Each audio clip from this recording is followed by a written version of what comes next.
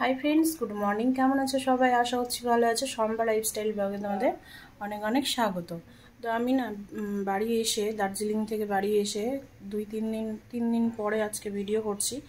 কারণ হচ্ছে বাড়ি এসে খুব অসুস্থ হয়ে পড়েছিলাম, একদম বিছানায় পড়ে গিয়েছিলাম। ঠিক আছে, জ্বর, কোমর ব্যথা নিয়ে। আমার কোমর ব্যথাটা এতটাই ছিল, কোমর ব্যথাতে মানে জ্বরটা এসেছিলো। তো বাড়ি যেদিন আসি সেই দিন একটু শরীরটা ভালো লাগছিল, পরের দিন থেকে আর উঠতে পারিনি। এত জ্বর ছিল, 102-3 জ্বর, এরকম জ্বর ছাড়ছিল না। তারপরে ক্যালপল ছিল ঘরে, ক্যালপল খাচ্ছি, জ্বর ছাড়ছে, আবার জ্বর চলে আসছে ঘুরে।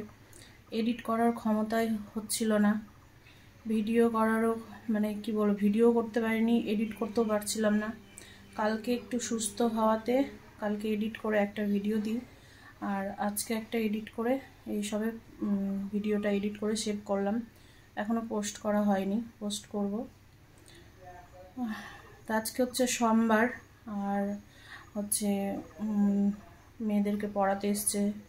তো দুই বোনে পড়ছে, এখন বাজে 9:14। তিতলি স্কুল যাবে, আমি স্কুটিটা নিয়ে যাব একটু পরে। তিতলিকে নিয়ে না, বাচ্চাকে নিয়ে এরকম রিস্ক করে গাড়ি চালানো আমার পক্ষে ঠিক হবে না। ওই জন্য আমি একাই যাব, কিছু হলে নিজের যেন হয়, বাচ্চাদের যেন না হয়।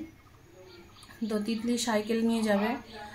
দাদু বলছে এত সুন্দর সাইকেল চালিয়ে তোর মেয়ে যাচ্ছে, কি সুন্দর বলছে, আমাকে রাস্তা দেখিয়ে নিয়ে গেল।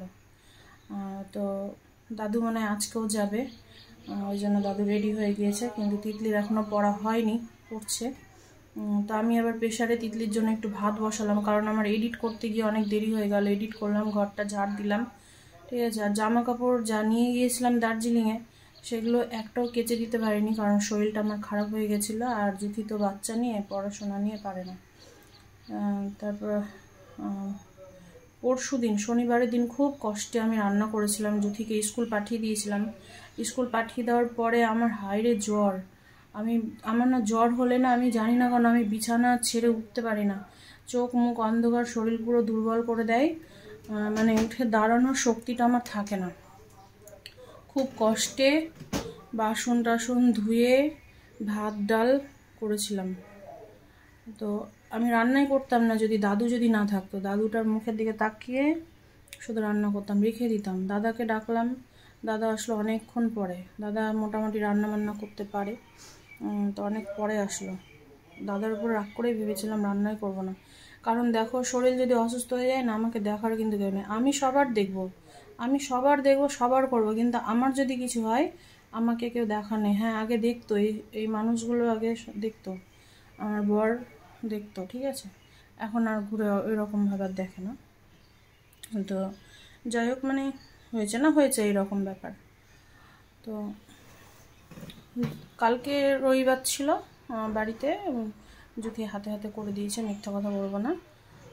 জুথি রান্নাবান্না মানে আমি ও করেছে, আমিও জোগাড় করে দিয়েছি। তো কালকের দিনটা ভেবে পার হয়েছে, বিকেল থেকে শরীরটা একটু ভালো লেগেছে আমার।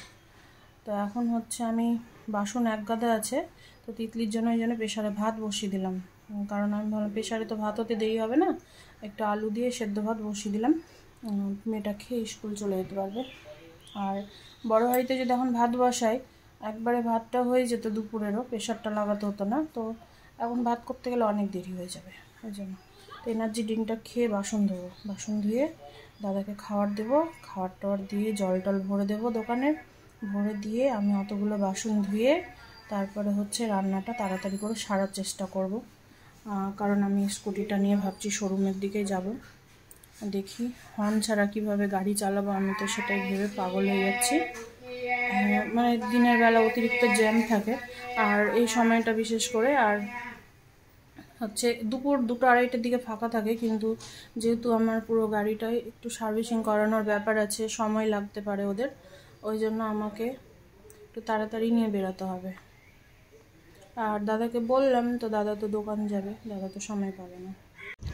আর শরীরটা এতটাই খারাপ করছে, ভাবছিলাম কি যে শরীরটা মানে ঠিক হয়ে গিয়েছে, না, বাসন ধুতেই পুরো শরীর মানে একদম চোখ মুখ অন্ধকার হয়ে যাচ্ছে, দাঁড়াতে পারছি না। অর্ধেক বাসন ধুয়ে এসে বসে গিয়েছি, জুথি আবার বাকিটা ধুয়ে দিল। আর আজকে ওভেনগুলো খুব নোংরা হয়েছিল, ওগুলোও পরিষ্কার করছিলাম। করতে করতেই চোখ মুখ অন্ধকার দিয়ে দেয়। এখন এসে এখানে বসেছি, তো দেখলাম বসে বসে ভিডিওটা পোস্ট করে দিই। তো পোস্ট হচ্ছে, রান্না করব, 11টা বাজতে চললো। আবার দাদুকে টাইম মতো খাবার দিতে হবে। মুখে দিয়ে দেবে। তো দিদুন আমাকে একটু করে হাতটা দিয়ে আদর করে দিচ্ছিল। এখন ওর মা হাতে মুড়ি দিয়েছে, এই যে মুড়িটা নিয়ে এখন মুড়ি দেখছে, মুড়ি ওর মা মুড়ি খাচ্ছে। আমি সকালে শুধু এনার্জি ড্রিঙ্কটা খেয়েছি, আর কিচ্ছু খাইনি। খেতে আমার ইচ্ছেও করছে না, বমি পাচ্ছে, গাটা এত গোলাচ্ছে আমার, জানি না কেন এরকম হচ্ছে, আর চোখ মুখ অন্ধকার হয়ে যাচ্ছে। আসল কথা কি জানো তো, আমরা দার্জিলিং গিয়েছিলাম ঠিকই, একটাও ছবি টবি ঠিক মতো আমরা তুলিই নি, না আমি না দাদা। গেল বছর গিয়ে কত ভিডিও করেছি, কত ছবি তুলেছি, কত মজা করেছি। এবার আমাদের যাওয়া থেকেই আমাদের শরীরটা খুব খারাপ ছিল। বলে দাও যে ঠিক আছে আমার বরকে নিয়ে গেছে তো এই জন্যই হয়েছে, আমাকে বাড়িতে রেখে তো শরীরটা খারাপ ছিল। আর হচ্ছে কি বলতো, শিলিগুড়ি থেকে যখন দার্জিলিং যাই, তো ওই ড্রাইভারটা না এতটাই স্মোকিং করছিল যে ওই ধোয়াতে গন্ধে আমার শরীরটা খুব খারাপ হয়ে গেছিলো। আমি ওইটার গন্ধ নিতে পারি না, তো ওইটার গন্ধ, তারপরে যে সব আরও প্যাকেটেরগুলো খাই না, খুব খাচ্ছিল ওগুলো, আর স্মোকিং করেই যাচ্ছিলো। গন্ধে মনে হচ্ছে আমার ভেতর টেতর একদম পুরো শেষ। ওই গিয়ে শরীরটা ওইরকম হয়ে গিয়েছে। তারপর থেকে যে এসছি, এখনও শরীরটা আমার সুস্থ হয়নি। এতই খারাপ করছে যে কি বলবো। এখন মনে হচ্ছে কি থেকে মনে হচ্ছে কি আমি শূন্যের ওপরে ভাসছি, এইরকম ভেতরটা আমার হয়ে গিয়েছে। আর রান্না করব, মাছ বের করে রেখেছি। এখন জুথি তো পারবেও না, রান্না ভালো না হলে বাবা আবার বলবে রান্না করতে পারিস নি। তো কালকের মতো জুথিকে বলবো একটু হেল্প কর। এখন দেখি কি হয়েছে। দেখ মুড়ি দিলি, কতগুলো মুড়ি ফেললো বিছানাতে। তোর খাওয়া হয়নি, ভাতটা বসা। আর এই যে এটা এনে দিয়েছি দিদুনকে নিয়ে গিয়েছিলাম এক্সপো মেলা, বলেছিলাম যে ওই দিক থেকে ঘুরে আসলে তোদেরকে মেলা নিয়ে যাব। নিয়ে গেছিলাম, জানো গিয়ে আর ঘুরতে পারিনি, অর্ধেক ঘুরে চলে এসেছি, এত শরীর খারাপ করছিল। তো তাড়াহুড়ো করে দিদুনের জন্য একটা খেলনা নিয়েছে, আর শুধু চেষ্টা করে মুখে দেওয়ার। এটা বাজালে এত হাসি দেয়।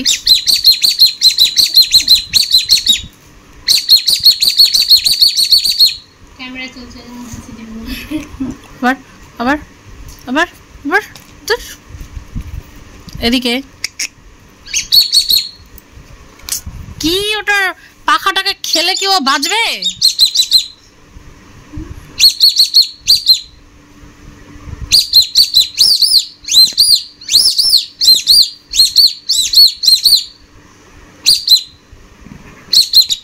বাজাও।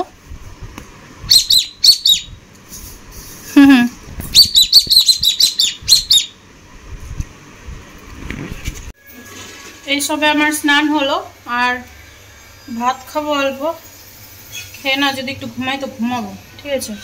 আজকে জুথি সব কাজকাম করলো, তো দুজন মিলে একটু রান্না সারলাম, কারণ হচ্ছে শরীরটা খুব খারাপ, ওই জন্য শুয়েছিলাম এতক্ষণ। বাজে কিন্তু এখন 3টে, ঠিক আছে, খাওয়া হয়নি, খাবো। তো চলো একটু তোমাদের দেখিয়ে দিই আমি কি রান্না করেছি। এখানে এই যে মাছের ঝোল, আলু পটল দিয়ে মাছের ঝোল, আলু দিইনি। আলুগুলো নিয়ে এসছে, এত মিষ্টি, খাওয়া যাচ্ছে না, আলু কেউ খেতেই পারছে না, ওই জন্য আজকে আলু দিয়ে করিনি। আর এখানে হচ্ছে ওই ইলিশ মাছের ওই যে ইয়েটা থাকে, কি বলে মাথার সাইডটা যেটা থাকে না, ওইটা দিয়ে লাউ রান্না করেছি।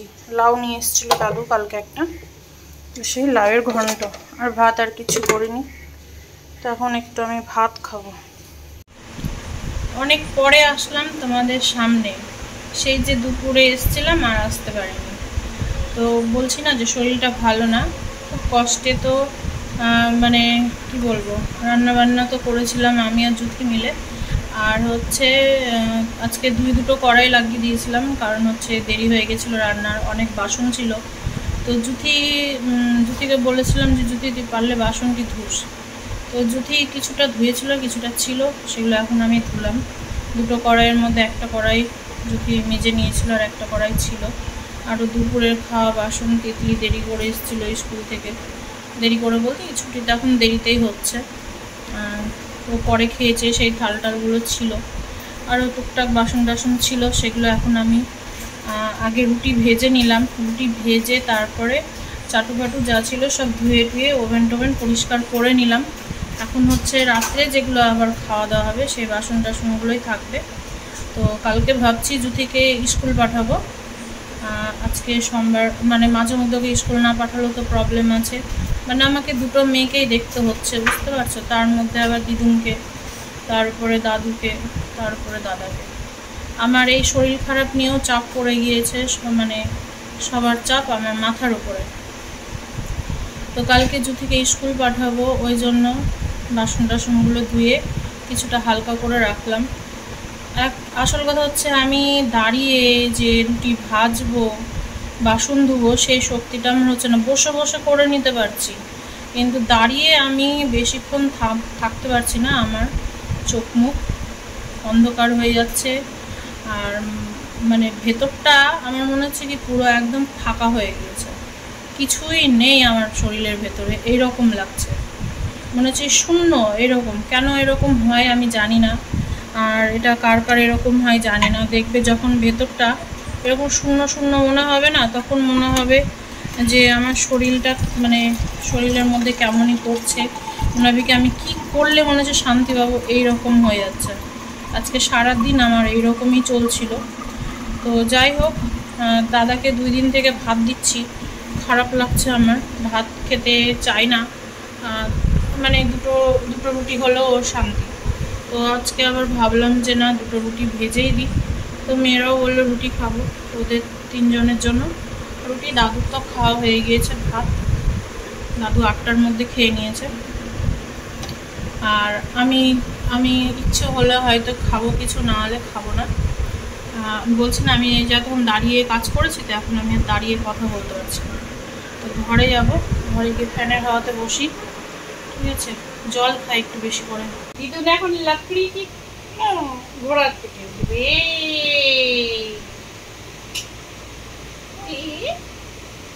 এটা ধয় ধয়, এটা ধয় ধয়, এটা ধয়।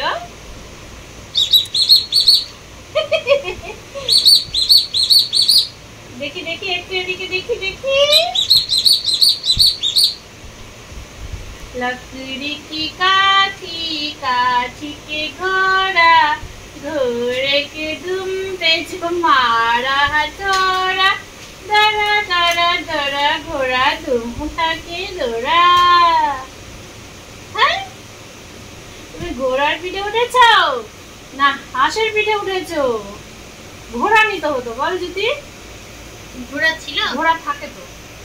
এরপরে যাবো যাবো কাঠি काठी के घोड़ा, घोड़े के दुम पे जो मारा हथौड़ा, टुम टुम टुम टुम टुम टुम टुम टुम। घोड़ा पूछा चौक में कनाई, তারপরে আমি ভুলে গেছি। नाई जी की चौक में हजमक जो बनाई, नाई जी की चौक में हजमक बनाई, घोड़ा का धुम दबाके भागा घोड़ा। এরকম গানটা ছিল, আমারও মনে নেই। আমার সোনা দিদুন, আমার সোনা দিদুন,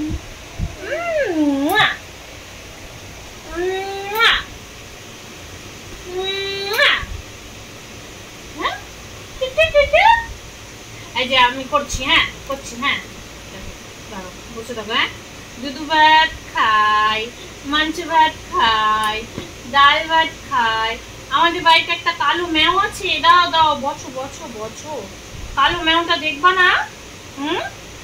ম্যাও ম্যাও ম্যাও, বুঝে গেছে দেখ, ম্যাও ম্যাও, হ্যাঁ ম্যাও ম্যাও, বুঝে গেছে দেখ দেখ দেখ, দেখছিস দেখ, হ্যাঁ বুঝে গিয়েছে যে কাটু কুটু দিব। ম্যাও ম্যাও ম্যাও ম্যাও।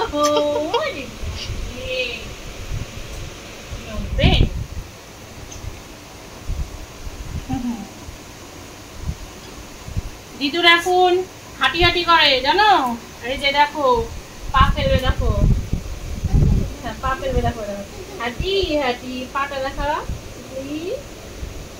পা পা উঠো উঠো, পা উঠে উঠাচ্ছে পা, হাঁটি হাঁটি পা পা, হাঁটি হাঁটি পা পা। আমার সোনা দিদু, আমার সোনা দিদু, আমার সোনা দিদু। আবার আমার চুল ধরে, আবার আমার চুল ধরে, আবার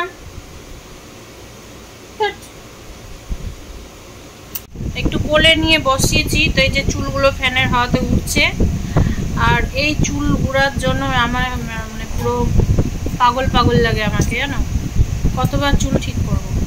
তো এই যে চুলগুলো উঠছে আর চুলগুলোকে ধরে টেনে দিচ্ছে, আর এখন ধরেছে কি আমার কানের পিছনে লেগে থাকছে।